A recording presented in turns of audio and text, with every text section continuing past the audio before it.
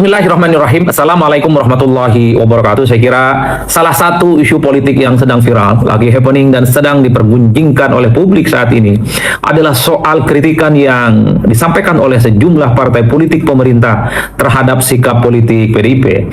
Beberapa waktu yang lalu, politisi PKB Jazilul Fawait mengkritik sikap politik PDIP yang dinilai tidak gentleman dan dinilai memiliki sikap politik abu-abu, tidak mendukung pemerintah dan juga tidak menjadi oposisi. Kata Jazilul Fawait, sebaiknya PDIP itu bersifat gentle dan misalnya memilih untuk menjadi posisi sebagai oposisi, mengingat selama ini sejumlah kader-kader PDIP itu bersikap lantang memberikan kritik terhadap pemerintah, dan bahkan ketika ditanyakan terkait dengan dugaan ada kader dan anggota PDIP juga ikut terlibat dalam aksi demonstrasi menentang kebijakan-kebijakan politik populis pemerintah seperti MBG ataupun Koperasi Desa Merah Putih, kata Jazilul Fawait, itu bisa dalam banyak hal cukup mengganggu komitmen dan keseriusan pemerintah dalam mensukseskan program-program populisnya. Setelah kritikan yang muncul dari PKB, tidak lama setelah itu ada sejumlah partai politik lain pendukung pemerintah yang juga secara lantang mengkritik sikap politik PDIP.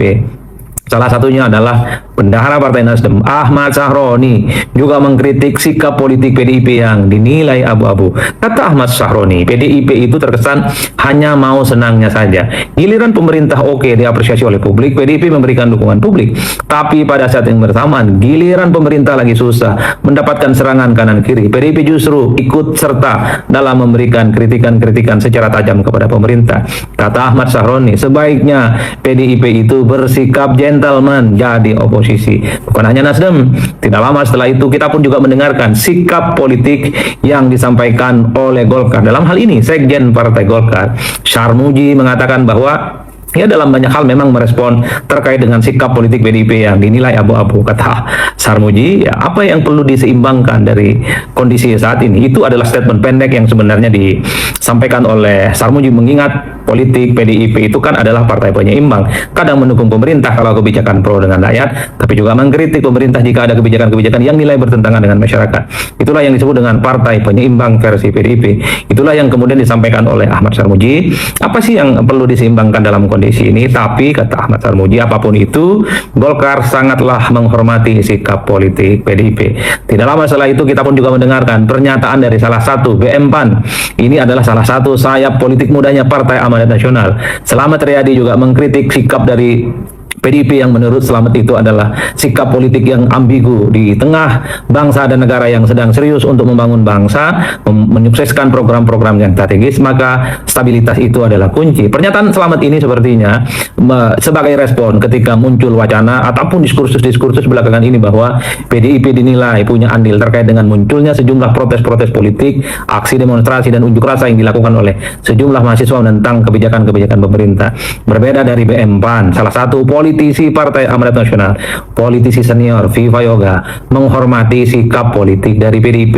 PDIP, kata Viva Yoga, secara faktual per hari ini memang tidak memiliki perwakilan atau tidak ada kader-kader PDIP yang ada di pemerintahan. Wajar kalau kemudian PDIP itu kritis dengan keputusan-keputusan politik pemerintah. Itulah yang saya kira menjadi salah satu isu yang cukup ramai diperbincangkan di media sosial. Muncul statement-statement yang menegaskan bahwa kok ini PDIP dikeroyok oleh 4 partai politik pengusung pemerintah. Soal sikap politik PDIP yang dinilai abu-abu, tidak konsisten dan tidak mendukung program-program pemerintah. Menanggapi ini semua, tentu kalau kita mendengarkan statement balik yang disampaikan oleh sejumlah politisi PDIP, biasanya ada 2 orang yang selalu speak up ke publik. Pertama adalah Bung Deddy Sitorus, yang kedua adalah Bung Guntur Romli. Menanggapi kritikan yang disampaikan oleh sejumlah partai politik pendukung pemerintah, Deddy Sitorus mengatakan bahwa sebaiknya Partai Golkar itu ngurusin persoalan listrik yang belakangan ini sering padam di mana-mana. Sepertinya pernyataan Deddy Sitorus ini ingin mengkritik dari kinerja dari Menteri SDM Pak Bahlil Lahadalia yang notabene-nya adalah Ketua Umum Partai Golkar. Jadi Sitorus mengatakan nggak perlu komentarin sikap politik partai lain. Mestinya Golkar itu fokus pada sejumlah yang terkait dengan pemadaman PLN yang terjadi di mana-mana, dan bahkan Deddy Sitorus mengatakan bahwa PDIP itu tidak pernah candu dengan kekuasaan, bahwa seakan-akan tanpa kekuasaan itu partai itu tidak establis, tidak kontinu, dan kemudian tidak bisa berkembang dengan seksama. Sepertinya pernyataan Deddy Sitorus ini ingin memberikan serangan balik kepada Golkar. Ya, halo semuanya teman-teman, selamat datang kembali ke channel ini. Mari kita review kembali setiap komentar-komentar netizen dan cuplikan-cuplikan videonya yang sangat luar biasa. Ya, memang harus semangat PDIP untuk memperjuangkan orang-orang yang sangat berintegritas. Tetap tegak lurus bersama PDIP. Wajar demo EBG pakai uang APBN dan dikelola unggal-ugalan dan korupsi. Masa nggak ada yang peduli? Memang partai PKB, Golkar, Nasdem, partai yang buruk hati. Memang mantap buat PDI Perjuangan. Buat Ibu Mega sehat selalu, makanya PDI tetap yang terbaik. Buat wong cilik, makanya kita dukung terus buat PDIP. Gabungan partai munafik, ya munafik yang muncul gitu saja aneh. Mendingan jadi dalang demo daripada jadi dapat korupsi berjamaah uang rakyat. Ayo teman-teman, semangat PDIP berjuang untuk rakyat. Takut bisnisnya di EBG tutup. Ayo pro Mega jilid 2 dan pro Ahok, pro Ganjar, pro Andika Perkasa dipadukan dengan pro KDM akan seru untuk rakyat Indonesia. Wajar mengkritik rakyat, juga banyak kritik EBG. Begitu banyak korupsi di ekonomi yang lemah dan merosot. Kalau tidak dikritik berarti program pemerintahan dalam hal ini EBG atau KDMP dan sekolah rakyat memanfaatkan 100%. Tidak. Ya, saya dulu tidak suka sama PDIP. Insya Allah 2029 pilih PDIP. Yang benar itu ya DPR harusnya ikut demo daripada diam aja saat rakyat menjerit. Partai lo tuh bukan level PDI Perjuangan. Jangan ngurusi partai orang lain. Memang PDIP partai rakyat tetap tegar dan selalu untuk rakyat. Memang partai hanya dapat jatah, tidak berkompeten, tidak suka kritik. Calonkan Pak Ahok saja, yang lainnya belum teruji. Sebetulnya PDIP dukung EBG, tapi dia tidak suka yang dikorupsikan. Inilah partai-partai yang tidak tahu fungsi dan sistem. Ketatanegaraan negara, anggota legislatif seharusnya melaksanakan kewajibannya di antara sebagai kontrol atau pengawasan terhadap jalannya pemerintahan, yang bukan sebagai tukang stempel. Memang keren PDIP. Ahok for RI 1. PDIP paling konsisten, merdeka. Partai Kim Plus menjilat mulai gemetar terhadap PDIP. Logika berpolitik jelek kita kritisi, baik kita dukung. Semua partai selain PDIP sudah menjadi budak kekuasaan. Biaya MBG itu aja pakai uang rakyat. Wajar PDIP mendukung rakyatnya. Di Konoha tidak ada sistem oposisi karena sistemnya presidensial. Jadi Pak Dewan orang ngerti tata negara. Koalisi besar ngurus negara tidak becus dan hanya korupsi yang dibesarkan. PDIP sukses, memang gentleman. PDIP oke. Memang gak apa-apa, galang aja. 98 jilid 2. Kami siap bersatu. Harapan kami nomor 1 dan 2 segera diturunkan. PDIP mungkin dukungan EBG, tetapi yang tidak dukung adalah masalah korupsinya. Memang EBG yang terketerlaluan. Masa PDIP bisa dukung saja yang seperti itu? Soal money politik. Aduh, jangan tuduh satu partai saja yang money politik. Lawan terus para korupsi. Sudah putus asa kalau banyak yang menentang. Hei, takut ketahuan korupsi. Ayo lawan, jangan takut loh. Koalisi yang ada di sekarang ini gak ada guna. Prabowo baru sadar kalau dia hanya dimanfaatkan oleh partai koalisi yang cuma jadi benalu, penjilat dan cari-cari jabatan. Seharusnya partai 24%. Ini malu sekali. Gak usah ngemis-ngemis. di balik koalisi.